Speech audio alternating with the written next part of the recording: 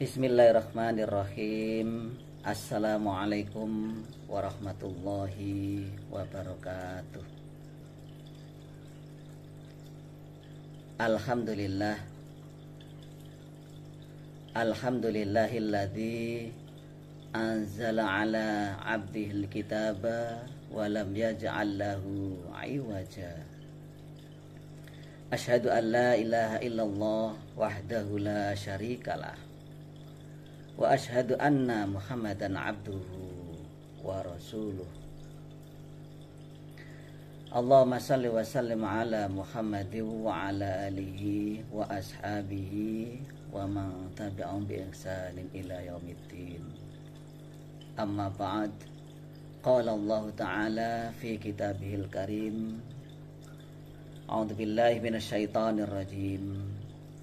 Innallaha yuhibbut tawwabina wa yuhibbul mutatahhirin. Shadaqallahul azim. Kaum muslimin wal muslimat rahimakumullah.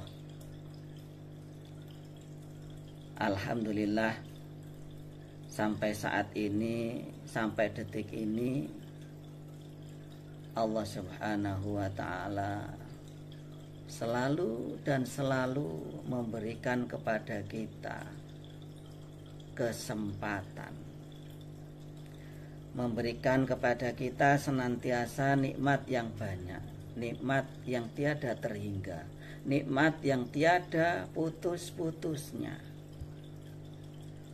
Dan terus menerus Allah Subhanahu wa ta'ala ngasih nikmat kepada kita. Bahkan nikmat yang diberi kepada kita besar nilainya. Artinya nikmat yang telah diberikan oleh Allah kepada kita itu sungguh-sungguh sangat mempengaruhi di dalam kehidupan kita sehari-hari.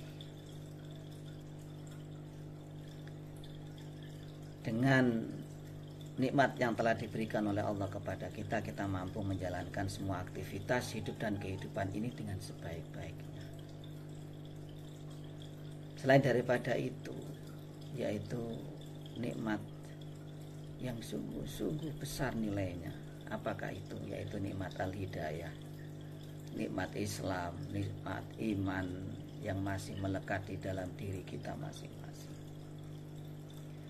Sehingga dengan nikmat al-hidayah ini kita mampu menjalankan perintah-perintahnya dan mampu meninggalkan larangan-larangannya. Semoga seluruh amal ibadah kita diterima oleh Allah Subhanahu wa ta'ala, dan dosa-dosa kita pun juga diampuni oleh Allah Subhanahu wa ta'ala. Hadirin yang berbahagia, tema pada hari ini yaitu hikmah pergantian tahun. Hikmah pergantian tahun. Hadirin yang berbahagia, hari demi hari sudah kita lalui.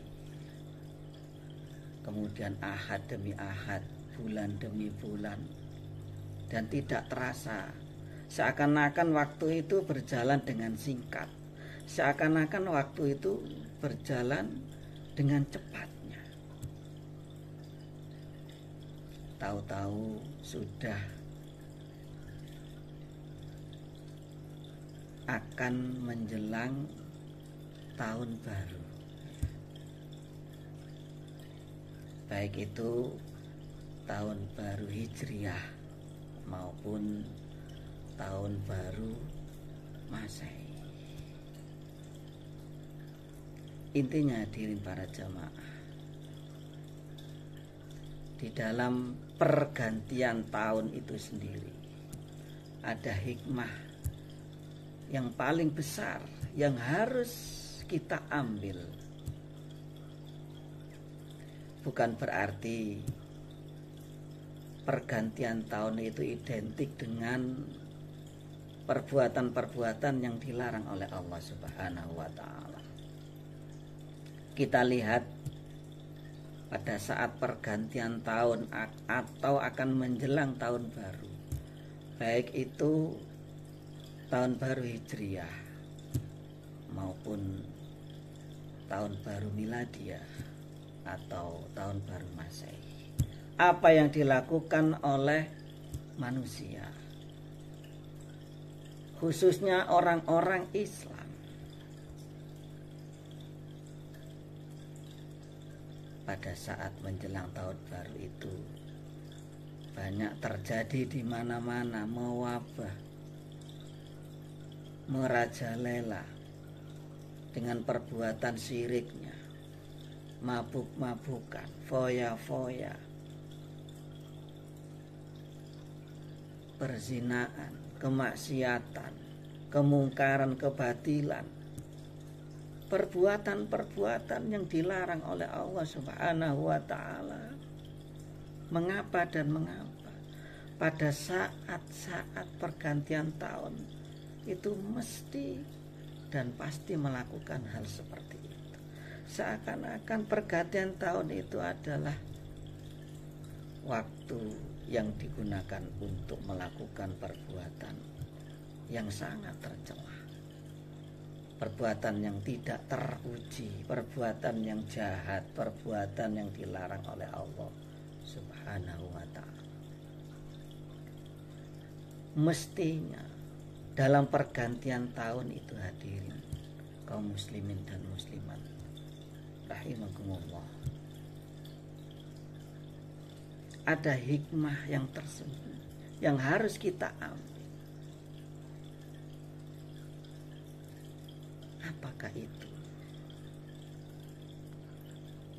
Yaitu Allah Subhanahu wa ta'ala memberikan resep, memberikan petunjuk kepada kita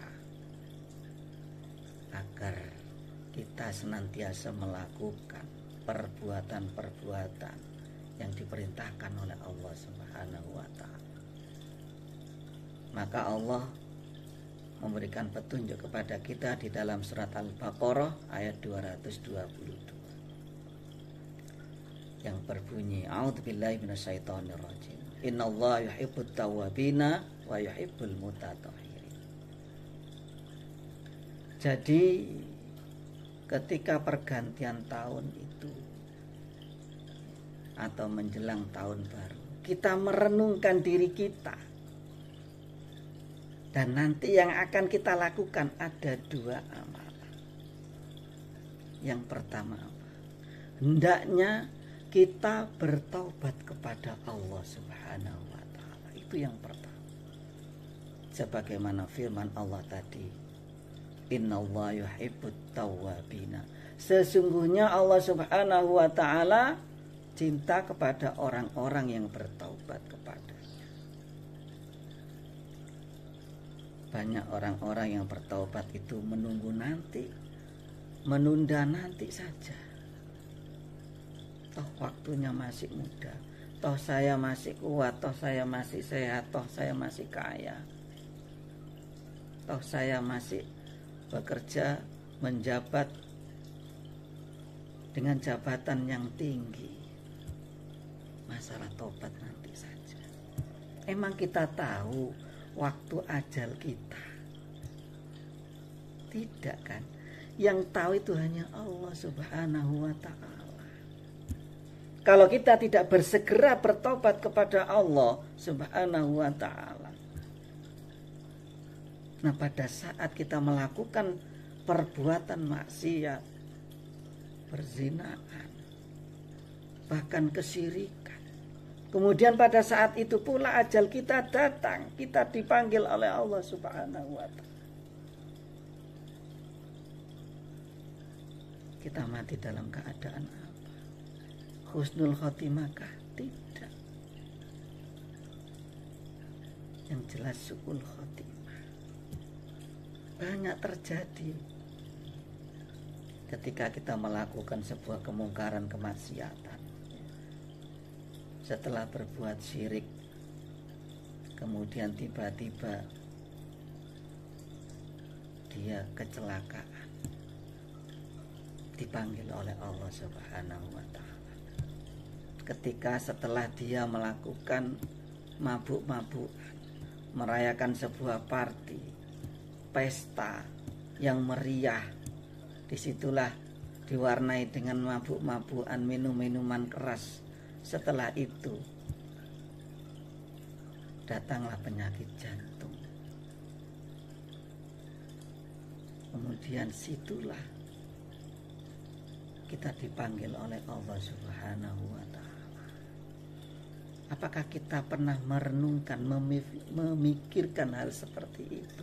Ketika kita melakukan perbuatan yang tidak baik, pada saat itu pula kita dipanggil oleh Allah Subhanahu wa ta'ala. Jangan sampai hal ini terjadi. Apakah kita tidak menginginkan pada saat kita melakukan perbuatan yang baik, ketika kita menjalankan sholat kemudian dipanggil oleh Allah, setelah kita membaca Al-Quran kemudian kita dipanggil oleh Allah Subhanahu wa ta'ala, ketika kita sudah beramal, selesai beramal kemudian kita dipanggil oleh Allah Subhanahu wa ta'ala. Apakah kita tidak menginginkan seperti itu? Nah, oleh sebab itu mari kita bertaubat kepada Allah Subhanahu wa ta'ala. Itu yang pertama. Kemudian yang kedua, yang harus kita lakukan menjelang tahun baru, wa yuhibbul mutatahhir. Setelah kita bertobat kepada Allah, kemudian yang kedua yaitu apa? Mensucikan diri kita. Mengawali kehidupan ini dengan perbuatan-perbuatan yang baik, dengan perbuatan-perbuatan terpuji yang diperintahkan oleh Allah dan disunahkan oleh Rasulullah Muhammad SAW. Kemudian kita hindari, kita tinggalkan perbuatan-perbuatan yang dilarang oleh Allah Subhanahu wa ta'ala. Bukan kita nodai, kita kotori dengan perbuatan maksiat, dengan perbuatan yang dilarang oleh Allah. Mengapa dan mengapa kita selalu melakukan hal seperti itu? Pada awal-awal kehidupan kita, awal tahun, awal kita melangkah dalam kehidupan kita, mengapa kita nodai? Dengan alasan hanya sekali, hanya setahun saja. Toh kalau saya bertobat kepada Allah tetap diampuni oleh Allah. Tidak seperti itu. Apapun yang kita lakukan, perbuatan jahat, keburukan, itu nantinya akan dibalas oleh Allah Subhanahu wa ta'ala. Maka oleh sebab itu, menjelang tahun baru, mari kita renungkan diri kita. Hal-hal yang pernah kita lakukan, perbuatan-perbuatan dosa, mari kita tinggalkan. Dan kita tingkatkan amal ibadah kita.